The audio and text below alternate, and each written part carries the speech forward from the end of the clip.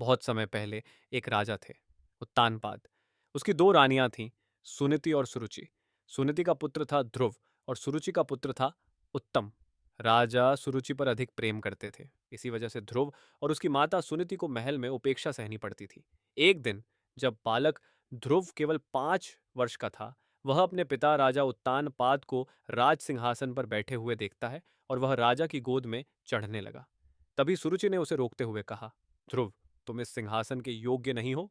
राजा की गोद में बैठना है तो पहले अगले जन्म में मेरे गर्भ से जन्म लेना होगा। यह सुनकर छोटे ध्रुव का हृदय टूट गया और वह रोते हुए अपनी माता सुनीति के पास पहुंचा और पूछा, माँ, क्या मैं सच में राजा की गोद में बैठने लायक नहीं?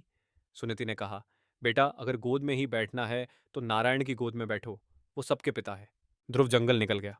वहां उसकी भेंट देवर्षि नारद से हुई। नारद मुनि ने पूछा, बेटा, इतने छोटे होकर जंगल में क्यों? ध्रुव बोला, मैं भगवान नारायण को पाना चाहता हूँ, उनकी गोद में बैठना चाहता हूँ।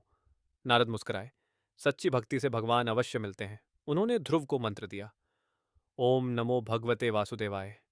5 वर्ष के ध्रुव ने अत्यंत कठोर तपस्या शुरू कर दी। पहले महीने उन्होंने सिर्फ फल और जल का सेवन किया। दूसरे महीने सिर्फ सूखे पत्ते खाए। तीसरे महीने सिर्फ जल पर निर्भर रहे। चौथे महीने श्वास को रोककर केवल वायु पर निर्भर रहे। 5वें महीने उन्होंने सब कुछ त्याग कर केवल भगवान का ध्यान किया। ध्रुव की इस असाधारण और कठोर तपस्या से तीनों लोकों में कंपन होने लगा। ध्रुव की अटूट भक्ति और तपस्या से प्रसन्न होकर भगवान विष्णु प्रकट हुए।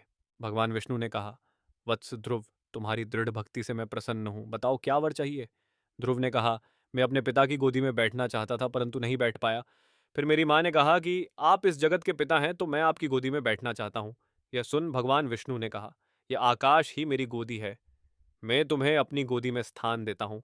और मृत्यु के बाद ध्रुव तारा बनने का वरदान दे दिया। ध्रुव आगे चलकर महान राजा बना और मृत्यु के बाद उसे वह दिव्य स्थान मिला जो आज भी आकाश में सबसे स्थिर तारा है।